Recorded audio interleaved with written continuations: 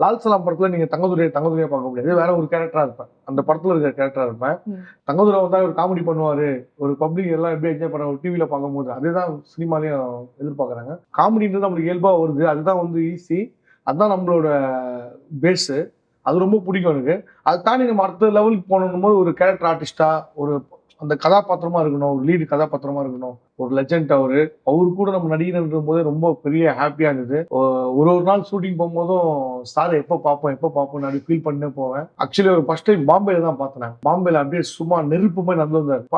அவர் நடந்த ஒரு ஸ்டைல ஃபயரா இருக்கும். சினிமால வந்து ஒரு அச்சீவ்மெண்ட் பண்ணிட்டேன்னா சூப்பர் ஸ்டார் ரஜினி சார் நடிச்சிட்டேன் அப்படின்ற ஒரு ஹாப்பி இருந்தது. அதை தாண்டி படத்துல நிறைய அனுபவங்கள் இருக்கு. நம்ம விஷ்ணு விஷால் பிரதர், விக்ராந்த் பிரதர், அவரு பாத்தீங்கன்னா ஒரு கான்பிடென்டான ஆள். அவரு எல்லாத்தையும் பண்ணலாம், நம்ம எதுவுமே பண்ணலாம்னு ஒரு ஸ்ட்ராங்கா இருப்பாரு. பாண்டிநாடு படம் பார்த்துக்கலாம் அவரு மாதிரி ஒரு ஃப்ரெண்ட் நமக்கு அமைய மாட்டாங்க. கடைசியில் அவரே ஃப்ரெண்ட்.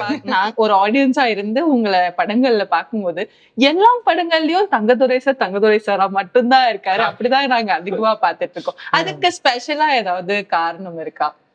இல்ல ஆக்சுவலி என்னை கூப்பிடும் போதே வந்து என்ன தங்கதுரையா தான் அவங்க ஃபீல் பண்றாங்க. ஸோ ஆனா ஆக்சுவலி நீங்க லால் சலாம் படத்துல அப்படி பார்க்க முடியாது. லால் சலாம் படத்துல நீங்க தங்கதுரையா பார்க்க முடியாது. வேற ஒரு கேரக்டரா இருப்பேன். அந்த படத்துல இருக்கிற கேரக்டரா இருப்பேன். நடுவுல இருக்கிற நிறைய படங்கள் காமெடி படங்கள் எப்பயுமே வந்து என்ன தங்கதுரையா தான் எதிர்பார்க்கறாங்க. தங்கதுரை வந்தா ஒரு காமெடி பண்ணுவாரு. ஒரு பப்ளிக் எல்லாம் எப்படி என்ஜாய் பண்ண டிவில பார்க்கும்போது அதேதான் சினிமாலையும் எதிர்பார்க்கறாங்க. அதனால மேக்சிமம் அதை தங்கதுரையாவே வச்சிடறாங்க. ஆக்சுவலி உங்களை நிறைய இடத்துல நாங்க வந்து ஒரு காமெடி ஆர்டிஸ்டாவும் பார்த்துட்டு இருக்கோம். அதே டைம்ல உங்களை கேரக்டர் ஆர்டிஸ்டாவும் நிறைய இடத்துல பாக்குறோம். இதுல ஆக்சுவலி எது உங்களுக்கு பிடிக்கும்? எதா நீங்க இருக்கிறதுக்கு ஆசைப்படுறீங்க? இல்ல ஆக்சுவலி எனக்கு வந்து காமெடி தான் பிடிக்கும். அதான் நம்மளோட பேஸ். பட் இருந்தாலும் எனக்கு கேரக்டர் ஆகணும்னு ஆசைப்படுறேன். காமெடின்றது நம்மளுக்கு இயல்பா வருது. அதுதான் வந்து ஈஸி.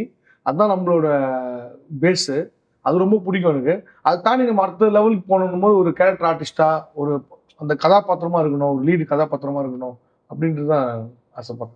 இப்போ ரீசெண்டா லால் சலாம் பண்ணிருக்கீங்க. சீரியஸா உங்களுக்கு ரொம்ப பெரிய ரெகக்னிஷன் லால் சலாம்ல கிடைச்சிருக்கு. படத்துல நீங்க ஒர்க் பண்ண அனுபவம் எப்படி இருந்துச்சு? இது ரொம்ப சூப்பரான ஒரு அனுபவம் லால் சலாம் படத்துல. ஏன்னா சூப்பர் ஸ்டார் ரஜினி சார் ஒரு லெஜண்ட் அவரு கூட நம்ம நடிகர் போதே ரொம்ப பெரிய ஹாப்பியா இருந்தது. ஒரு நாள் ஷூட்டிங் போகும்போதும் சார் எப்ப பார்ப்போம் அப்படி ஃபீல் பண்ணே போவேன்.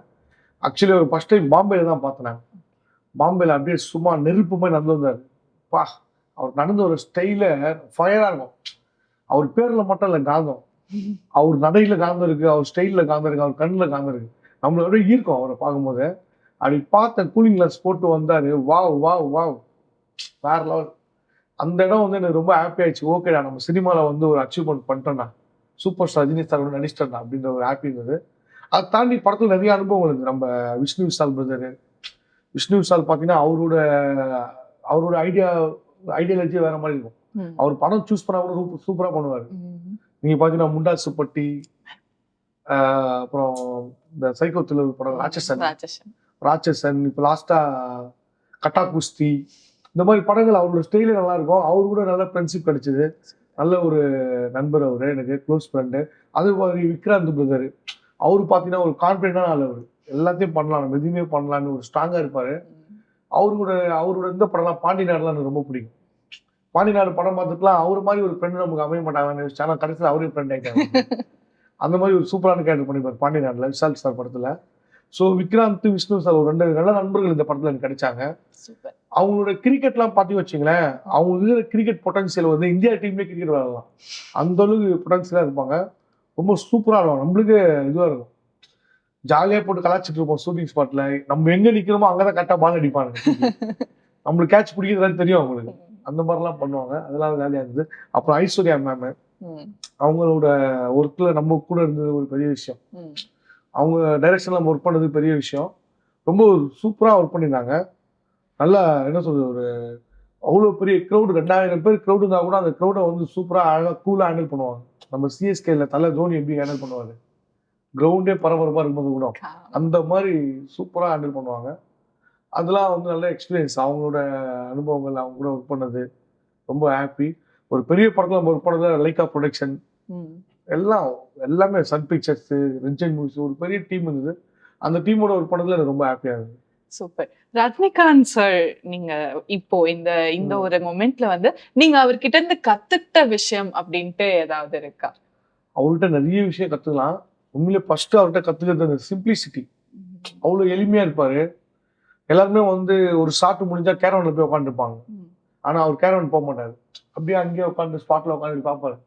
சரியான க்ரௌட் இருக்கும், பப்ளிக் க்ரௌடு, ஒரு வில்லேஜ் க்ரௌடு, லைவா தாங்க ஷூட்டிங்கு. அந்த அவ்வளோ 2000 பேர் க்ரௌட்லயும் அவர் அழகா ஒரு சேரை போட்டு உட்காந்து அப்படியே பார்ப்பாரு. அப்படியே அடுத்த ஷாட்டுக்கு வெயிட் பண்ணுவாரு. அந்த விஷயம்லாம் வந்து அவர்கிட்ட நம்ம கத்துக்க வேண்டியது. அதே மாதிரி பப்ளிக் யாருன்னா வந்து அவர் அப்படி ஹாய் சொன்னா இவரும் ஹாய் சொல்லுவார். அவங்க கையெழுத்து கொண்டானா அவரும் கையெழுத்து கும்பிடுவாரு. அந்த மாதிரி ரொம்ப ஒரு எனர்ஜியான பர்சனு, எல்லாருக்கும் அந்த ரெஸ்பெக்ட் கொடுக்குறது, அதெல்லாம் ரஜினி சார் நம்ம நிறைய கத்துக்கலாம். அப்புறம் ஒரு தடவை விக்ராந்த் பிரதர் வந்து அவர் பேசிட்டு இருந்தாரு, எல்லாம் ஒன்னா பேச நானும் கூட தான் இருந்தேன். அப்போ விக்ராந்த் பிரதர் சொன்னார், அவர் ரஜினி சார் சொன்னாரு, சகோதரி விக்ராந்த் பிரதரும் ரஜினி சார் விஷ்ணு சார் எல்லாமே இருந்தோம். இருக்கும்போது விக்ராந்த் பிரதர் சொன்னாரு, ஒரு சீன் நம்ம நடிக்க போறோம்னா அந்த சீன்ல வந்து கான்சன்ட்ரேஷன் அதிகமா இருக்கணும். ஏன்னா அந்த சீன் வந்து இன்னியோட முடிவு போறதுல இன்னும் பல வருடங்கள் ஆனாலும் அந்த சீனை வந்து டிவியில மக்கள் பார்த்துட்டு இருப்பாங்க, ஏதோ ஒரு படத்துல பார்த்துட்டு இருப்பாங்க, தியேட்டர்ல பார்த்துட்டு இருப்பாங்க, ஏதோ ஒரு மீடியால இருந்து அந்த படம் வந்துட்டு இருக்கும். அப்ப அந்த சீன் தான் தெரியும், இங்க என்ன எனக்கு தெரியாது யாருக்குமே. ஸோ அதனால ஒரு சீன்ல ரொம்ப கான்சியஸா கரெக்டா குவாலிட்டியா பண்ணணும் அப்படின்னு அந்த விஷயம் சொன்னாரு. அதெல்லாம் பெரிய விஷயம் அது. ஏன்னா நம்ம என்ன பண்ணுவோம், ஒரு ஷூட்டிங்ல ஜாலியா இருப்போம், அவரு யோசிச்சுட்டே இருப்பார் ரஜினி சார், அடுத்த சீன் யோசிச்சுவாரு, அப்படி ஒரு இதுல இருப்பாரு அவர். அதனாலதான் இன்னைக்கும் ஒரு பெரிய சூப்பர் ஸ்டாரா இருக்காரு. 4 ஜெனரேஷன் தாண்டியும் வந்து ஒருத்தர் சூப்பர் ஸ்டார் இருக்காங்கன்னா ரெக்கார்டு தான்.